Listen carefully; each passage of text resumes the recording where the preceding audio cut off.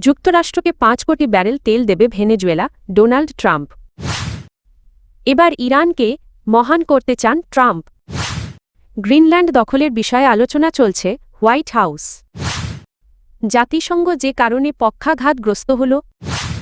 বিশ্বজুড়ে বাড়ছে ক্ষোভ বিক্ষোভ।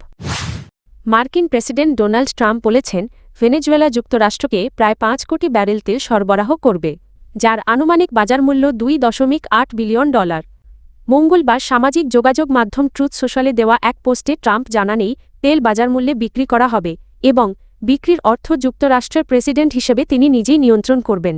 তার দাবি, এই অর্থ ভেনেজুয়েলার জনগণ এবং যুক্তরাষ্ট্রের কল্যাণে ব্যবহার করা হবে। তবে এই পরিমাণ তেল সরবরাহে কত সময় লাগবে সে বিষয়ে কোনো নির্দিষ্ট সময়সীমা উল্লেখ করেননি ট্রাম্প। এর আগে তিনি বলেছিলেন, আগামী 18 মাসের মধ্যে ভেনেজুয়েলায় যুক্তরাষ্ট্রের তেল শিল্প পুরোপুরি চালু করা হবে এবং এজন্য বড় অঙ্কের বিনিয়োগ করা হবে। বিশ্লেষকদের মতে ভেনেজুয়েলার আগের উৎপাদন সক্ষমতা পুরোপুরি ফিরিয়ে আনতে অন্তত 1 দশক সময় লাগতে পারে এবং এর জন্য প্রায় $10 বিলিয়ন বিনিয়োগ প্রয়োজন। ট্রাম্প তার পোস্টে আরও জানান, ভেনেজুয়েলার অন্তর্বর্তী কর্তৃপক্ষ যুক্তরাষ্ট্রকে 3 থেকে 5 কোটি ব্যারেল উচ্চমানের নিষেধাজ্ঞার আওতাভুক্ত তেল হস্তান্তরে সম্মত হয়েছে। উল্লেখ্য, সোমবার ভেনেজুয়েলার অন্তর্বর্তী প্রেসিডেন্ট হিসেবে শপথ নেন ডেলসি রদ্রিগেজ। একই দিন এনবিসি নিউজকে দেওয়া সাক্ষাৎকারে ট্রাম্প বলেন, ভেনেজুয়েলা সক্রিয়ভাবে তেল উৎপাদন শুরু করলে বৈশ্বিক বাজারে তেলের দাম কমবে, যা যুক্তরাষ্ট্রের জন্য ইতিবাচক। এদিকে সিবিএস নিউজ জানিয়েছে, চলতি সপ্তাহে যুক্তরাষ্ট্রের শীর্ষ তেল কোম্পানিগুলোর প্রতিনিধিরা ট্রাম্প প্রশাসনের সঙ্গে বৈঠক করতে পারেন। মার্কিন সিনেটর লিন্ডসে গ্রাহামের সামাজিক যোগাযোগ মাধ্যমে দেওয়া একটি পোস্টকে ঘিরে ইরানকে কেন্দ্র করে নতুন করে যুদ্ধের আশঙ্কা তৈরি হয়েছে। পোস্টে গ্রাহাম যুক্তরাষ্ট্রের প্রেসিডেন্ট ডোনাল্ড ট্রাম্পের একটি ছবি প্রকাশ করেন, যেখানে ট্রাম্পের হাতে ইরানকে আবার মহান করো লেখা একটি স্বাক্ষরিত টুপি দেখা যায়। আল জাজিরার প্রতিবেদনে বলা হয়, ট্রাম্পের ঘনিষ্ঠ মিত্র ও কট্টরপন্থী পররাষ্ট্রনীতির সমর্থক রিপাবলিকান সিনেটর লিন্ডসে গ্রাহাম গত সোমবার এক্সে ছবিটি পোস্ট করেন। পোস্টে তিনি বলেন, ট্রাম্প যুক্তরাষ্ট্রকে দেশ-বিদেশে আরও শক্তিশালী করেছেন। পাশাপাশি তিনি ইরানের স্বৈরশাসনের বিরুদ্ধে আন্দোলনরত জনগণের প্রতি সমর্থন জানান। এই ছবি ও মন্তব্য আন্তর্জাতিক অঙ্গনে উদ্বেগ বাড়িয়েছে। বিশেষ করে ট্রাম্পের দ্বিতীয় মেয়াদে ক্ষমতায় ফেরার পর ভেনেজুয়েলায় সামরিক অভিযান চালিয়ে প্রেসিডেন্ট নিকোলাস মাদুরোকে আটক করার ঘটনায় যে উত্তেজনা তৈরি হয়েছে তার প্রেক্ষাপটে ইরানকে ঘিরে নতুন শঙ্কা দেখা দিয়েছে। উল্লেখ্য, ট্রাম্পের বহুল পরিচিত স্লোগান মেক আমেরিকা গ্রেট এগেইনের আদলে তৈরি করা এই টুপিতে 1979 সালের ইসলামী বিপ্লবের আগের ইরানের পতাকা ব্যবহার করা হয়েছে। বিশ্লেষকদের মতে এটি ইরানের সরকার পরিবর্তনের ইঙ্গিত হিসেবেই দেখা হচ্ছে। ছবিটি ফ্লোরিডা থেকে ওয়াশিংটনে ফেরার পথে এয়ারফোর্স ওয়ানে তোলা হয়। এদিকে ফক্স নিউজকে দেওয়া এক সাক্ষাৎকারে লিন্ডসে গ্রাহাম বলেন, তিনি আশা করেন 2026 সাল হবে সেই বছর যখন ইরানকে আবার মহান করা যাবে। এর আগে রোববার প্রেসিডেন্ট ট্রাম্প হুঁশিয়ারি দিয়ে বলেন, ইরানি নিরাপত্তা বাহিনী যদি বিক্ষোভকারীদের হত্যা করে তাহলে যুক্তরাষ্ট্র সামরিকভাবে হস্তক্ষেপ করবে। তিনি জানান, এমন পরিস্থিতিতে ইরানকে খুব কঠিন জবাব দেওয়া হবে। হোয়াইট হাউস জানিয়েছে, ডেনমার্কের আধা স্বায়ত্তশাসিত অঞ্চল গ্রিনল্যান্ড দখলের বিষয়ে বিভিন্ন বিকল্প নিয়ে আলোচনা করছে যুক্তরাষ্ট্র। এসব বিকল্পের মধ্যে সামরিক শক্তি ব্যবহারের সম্ভাবনাও রয়েছে। হোয়াইট হাউসের ভাষ্য অনুযায়ী জাতীয় নিরাপত্তার স্বার্থে গ্রিনল্যান্ডকে গুরুত্বপূর্ণ মনে করছে ট্রাম্প প্রশাসন। ডোনাল্ড ট্রাম্প নিজেও একাধিকবার বলেছেন, যুক্তরাষ্ট্রের জন্য গ্রিনল্যান্ড প্রয়োজন। তবে এই অবস্থানের কড়া বিরোধিতা করে আসছে ডেনমার্ক, যা সামরিক জোট ন্যাটোর সদস্য। গ্রিনল্যান্ড নিয়ে যুক্তরাষ্ট্রের অবস্থানের প্রতিক্রিয়ায় ডেনমার্কের প্রধানমন্ত্রী মেট ফ্রেডরিকসেন সতর্ক করে বলেন, গ্রিনল্যান্ডে কোনো ধরনের মার্কিন হামলা হলে তা ন্যাটোর অস্তিত্বের জন্য হুমকি হয়ে দাঁড়াবে। ন্যাটোর নিয়ম অনুযায়ী কোনো সদস্য রাষ্ট্র আক্রমণের শিকার হলে তা পুরো জোটের ওপর আক্রমণ হিসেবে বিবেচিত হয়।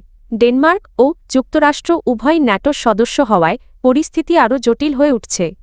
মঙ্গলবার হোয়াইট হাউস এক বিবৃতিতে জানায়, প্রেসিডেন্ট ডোনাল্ড ট্রাম্প ও তার প্রশাসন পররাষ্ট্রনীতির গুরুত্বপূর্ণ লক্ষ্য বাস্তবায়নের সব ধরনের বিকল্প বিবেচনা করছে। যুক্তরাষ্ট্রের প্রেসিডেন্ট হিসেবে ট্রাম্পের হাতে প্রয়োজনে সামরিক শক্তি ব্যবহারের ক্ষমতাও রয়েছে বলে উল্লেখ করা হয়। এদিকে যুক্তরাজ্য, France, Germany, Italy, Poland, Spain ও ডেনমার্কের নেতারা এক যৌথ বিবৃতিতে গ্রিনল্যান্ড বিষয়ে ডেনমার্কের প্রতি সংহতি প্রকাশ করেছেন। বিবৃতিতে বলা হয়, গ্রিনল্যান্ড তার জনগণের এবং অঞ্চলটির ভবিষ্যৎ নির্ধারণের অধিকার কেবল ডেনমার্ক ও গ্রিনল্যান্ডেরই রয়েছে। গ্রিনল্যান্ডের প্রধানমন্ত্রী ইয়েন্স ফ্রেডেরিক নিলসেন এই সমর্থনকে স্বাগত জানিয়ে সম্মানজনক সংলাপের আহ্বান জানিয়েছেন। বিশ্লেষকদের মতে ভেনেজুয়েলায় যুক্তরাষ্ট্রের সাম্প্রতিক সামরিক অভিযানের পর গ্রিনল্যান্ড নিয়েও আন্তর্জাতিক উদ্বেগ নতুন করে বেড়েছে। গত বছর অক্টোবরে জাতিসংঘ প্রতিষ্ঠার ৮০ বছর পূর্ণ করেছে।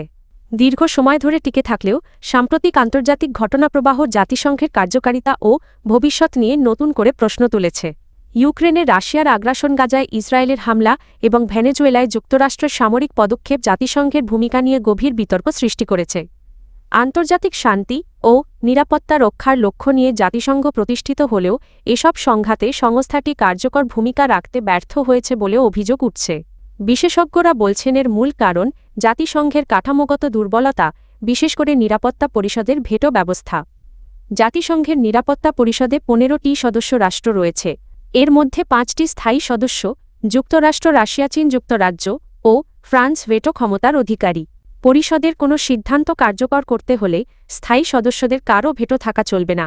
এই ব্যবস্থার ফলে বড় শক্তিধর দেশগুলো নিজেরা আগ্রাসনে জড়ালেও নিরাপত্তা পরিষদ কার্যত নিষ্ক্রিয় হয়ে পড়ে।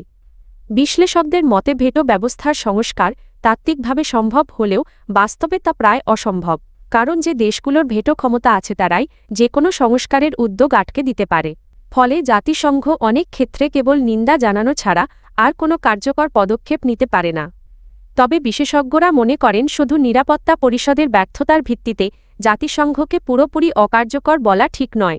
সংস্থাটি শান্তিরক্ষা মিশন, মানবিক সহায়তা, মানবাধিকার পর্যবেক্ষণ, স্বাস্থ্য ও জলবায়ু পরিবর্তন মোকাবিলা সহ বহু গুরুত্বপূর্ণ কাজে ভূমিকা রাখছে, যা একক কোনো রাষ্ট্রের পক্ষে করা সম্ভব নয়। গবেষকদের মতে জাতিসংঘ নিখুঁত না হলেও এর অস্তিত্ব না থাকলে বৈশ্বিক পরিস্থিতি আরও খারাপ হতে পারে। তাই সংস্থাটিকে পুরোপুরি বাতিল না করে শক্তিধর রাষ্ট্রগুলোর জবাবদিহি নিশ্চিত করার পথ খোঁজাই এখন সবচেয়ে বড় চ্যালেঞ্জ। ভেনেজুয়েলার প্রেসিডেন্ট নিকোলাস মাদুরো ও তার স্ত্রীকে যুক্তরাষ্ট্রে তুলে নেওয়ার ঘটনায় বিশ্বজুড়ে তীব্র প্রতিক্রিয়া ও উদ্বেগ তৈরি হয়েছে। দেশটিতে বর্তমানে থমথমে অবস্থা বিরাজ করছে। রাজধানী কারাকাস সহ বিভিন্ন শহরে সশস্ত্র বাহিনীর টহল জোরদার করা হয়েছে এবং সাধারণ মানুষের চলাচল সীমিত হয়ে পড়েছে।